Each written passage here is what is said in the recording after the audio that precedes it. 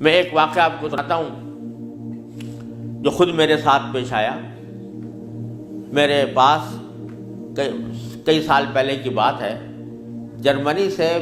ایک صاحب کا میرے پاس خط آیا اور انہوں نے اپنا حال یہ لکھا کہ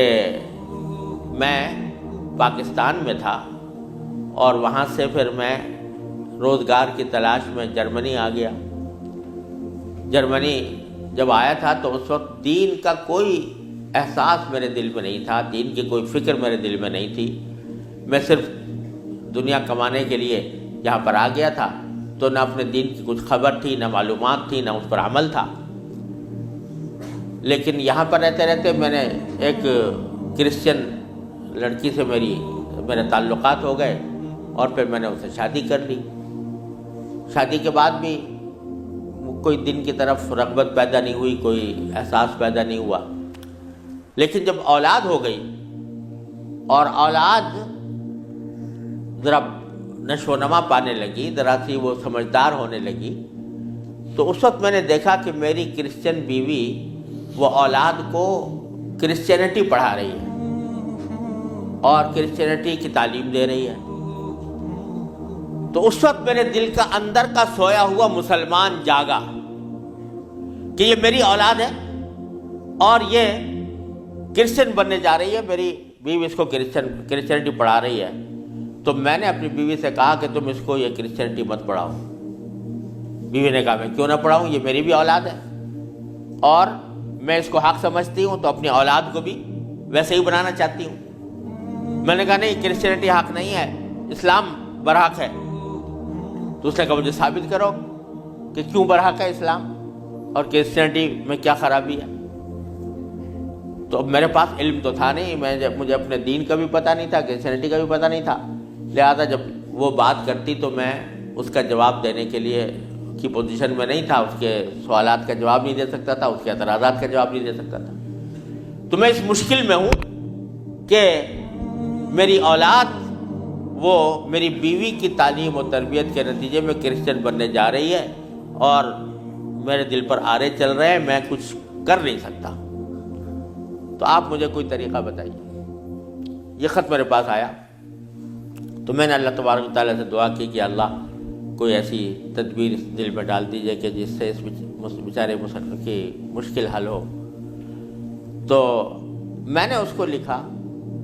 کہ ایک تو میری کتاب ہے واٹ از کرسچینٹی کے نام سے، جس میں کرسچینٹی کے بارے میں تفصیل ہے. تو وہ کتاب میں نے بھیجی اور ساتھ میں اس سے کہا کہ آپ اپنی بیوی سے بحث کرنا بند کر دیں، کیونکہ بحث کرنے سے کچھ فائدہ نہیں ہوگا. آپ کو خود معلومات نہیں ہے اور بحث کرنے سے ویسے بھی فائدہ نہیں ہوتا. جب بحث مباحثہ شروع ہوتا ہے تو ہر ایک آدمی چاہتا ہے دوسرے کو زیر کر دے، اس سے کوئی خاص فائدہ نہیں ہوتا. تو آپ بحث کرنا تو بند کر دیں، البتہ ان کو دو باتوں پر آمادہ کر لیں. ایک بات تو یہ کہ اس سے یہ کہیں کہ بھئی خدا کو تم بھی مانتی ہو اور میں بھی مانتا ہوں، اور یہ بھی مانتی ہو کہ خدا سے دعا کی جاتی ہے. تو آؤ ہم دونوں بیٹھ کر یہ دعا کریں، اکٹھے بیٹھ کر یہ دعا کریں کہ یا اللہ اگر اسلام برحق ہے تو ہمارا سینہ اسلام کے لیے کھول دیجئے، اس پر عمل کی توفیق عطا فرمائیے. اور اگر کرسچینٹی برحق ہے تو پھر کرسچینٹی کے اوپر ہمارا دل کو مطمئن کر دیجئے. دونوں مل کے یہ دعا کیا کریں. ایک تو اس بات پر اس کو آمادہ کریں، دوسرے اس بات پر آمادہ کریں میں کتاب بھیج رہا ہوں کہ وہ کتاب کا مطالعہ کر لیں. میں نے یہ لکھ تو دیا، اللہ تعالیٰ سے دعا بھی کی کہ اللہ میں نے لکھ تو دیا ہے، اس کو مؤثر و مفید بنا دیجئے. کچھ عرصے کے بعد اس ساتھی کا خط آیا. اس نے لکھا کہ الحمدللہ میری بیوی نے آپ کی دونوں باتیں تو مان لی ہیں اور کہا کہ یہ دعا بھی کروں گی اور یہ کتاب بھی پڑھوں گی، لیکن ابھی کوئی فرق نہیں آیا،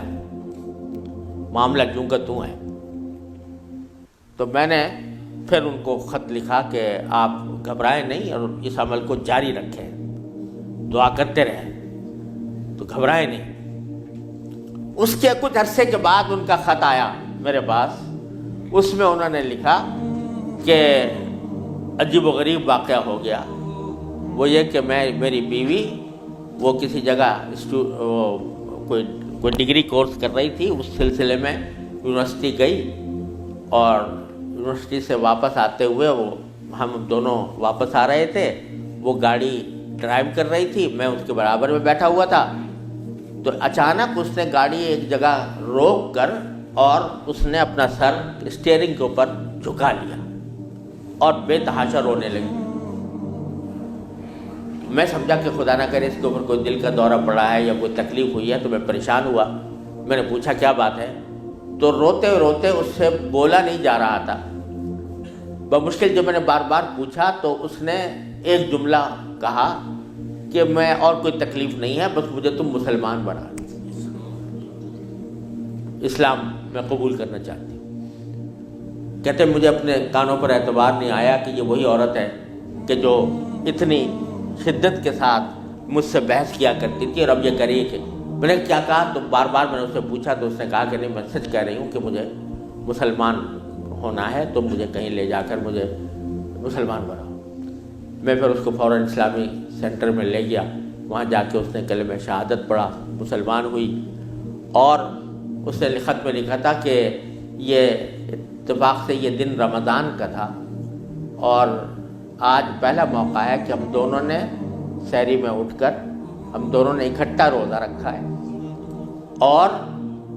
آپ کو خط لکھ رہے ہیں، اور دوسرا خط میری بیوی کی طرف سے ہے۔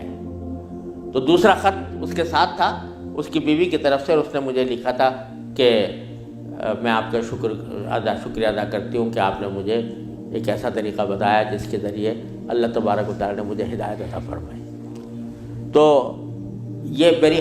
میرے خود اپنے ساتھ پیش آیا ہوا واقعہ ہے۔ اللہ تعالیٰ سے اگر ہدایت مانگی جاتی ہے وہ دعا رد نہیں ہوتی۔ یعنی بہت سی دعائیں جو ہم دنیا کے لیے مانگتے ہیں کہ یا اللہ ہمارا روزگار لگ جائے، ہماری دولت میں اضافہ ہو جائے، اس میں ضروری نہیں کہ اللہ تبارک و تعالیٰ وہی چیز دے دیں جو آپ نے مانگی ہے، اس لیے کہ بعض اوقات اللہ تعالیٰ کے علم میں ہوتا ہے کہ یہ چیز اس کو دیں گے تو اس کے لیے نقصان دہ ہوگی، کوئی اور چیز دے دیتے ہیں، اس سے اچھی چیز دے دیتے ہیں۔ بعض مرتبہ آدمی مانگتا ہے کہ مجھے میری دولت میں اضافہ ہو جائے، لیکن اللہ تعالیٰ جانتے ہیں کہ اس کی دولت میں اضافہ ہوگا تو پتہ نہیں یہ کس وادی میں جا کے گرے گا، لہذا وہ نہیں دیتے اس کو، لیکن دعا کا ثواب اس کو دے دیتے ہیں۔ اسی طریقے سے بعض اوقات دنیا کے بارے میں اگر یہ ہو کہ بھئی اللہ میاں مجھے محسن فرض کرو کہ بیمار ہے تو شفا مل جائے، تو بیماری کے اندر بعض اوقات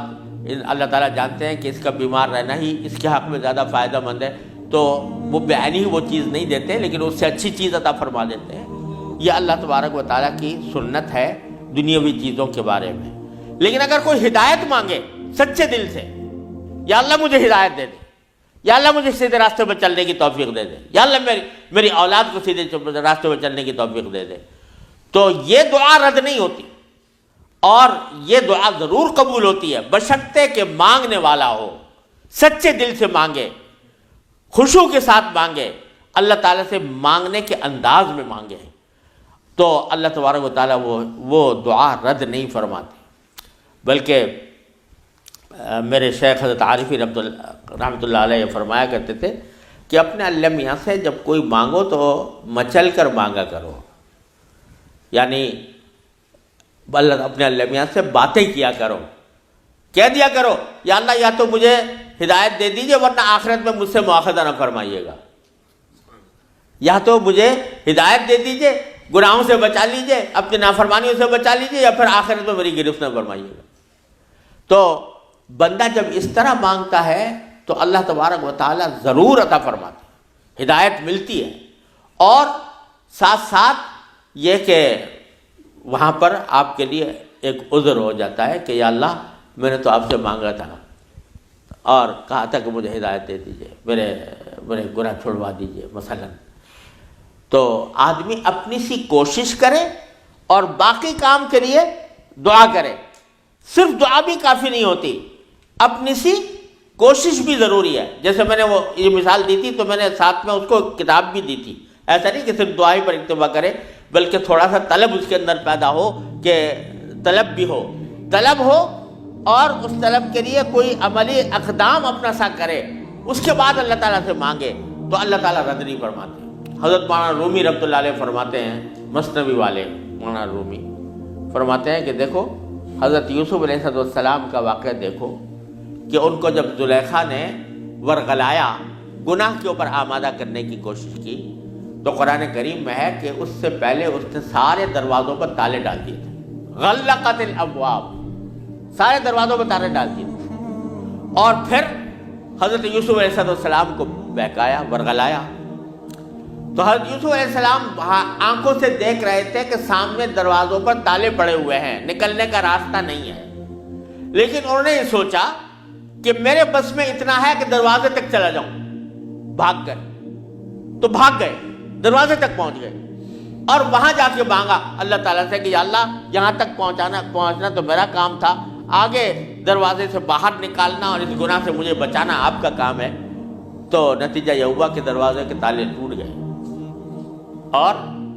داخل۔ تو مولانا رومی فرماتے ہیں کہ گرچہ رکھنا نیست عالم را پدید، خیرہ یوسف وار می باید دوید، اگرچہ تمہیں اس دنیا کے اندر تمہیں کوئی راستہ نظر نہیں آ رہا،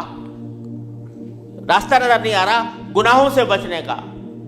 اللہ تبارک و تعالیٰ کی نافرمانی سے بچنے کا ماحول ایسا ہے، اس سے نکلنے کا راستہ نظر نہیں آیا، لیکن خیرہ یوسف وار می باید دوید، جس طرح یوسف علیہ السلام دروازے اپنے حد تک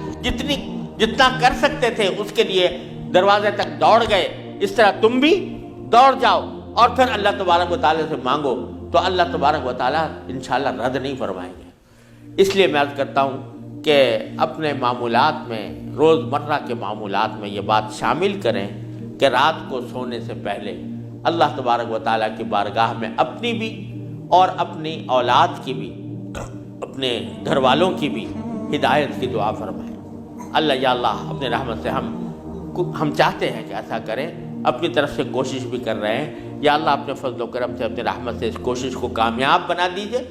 اور ہمارے دلوں کو پھیر دیجئے۔ قرآن کریم حضور اقدس صلی اللہ علیہ وسلم دعا تلقین فرمائی، یا مصرف القلوب صرف قلوبنا علی طاعتک، اے وہ ذات جو دلوں کو پھیرنے والی ہے، اے اللہ ہمارے دلوں کو اپنی طاعت کی طرف پھیر دیجئے، اپنی اطاعت کی طرف پھیر دیجئے۔ یہ دعا سرکار دو عالم صلی اللہ علیہ وسلم تلقین فرمائی۔ تو یہ دعا ہر روز بندہ مانگے اللہ تبارک و تعالیٰ سے، انشاءاللہ رد نہیں ہوگی، انشاءاللہ ضرور کامیابی ہوگی۔ اپنی طرف سے کوشش جاری رہے اور ساتھ ساتھ اللہ تعالیٰ سے مانگتے رہیں، انشاءاللہ یہ کوشش کبھی رائے گاہ نہیں جائے گی، اللہ تبارک و تعالیٰ اس کو ضرور قبول فرمائیں گے۔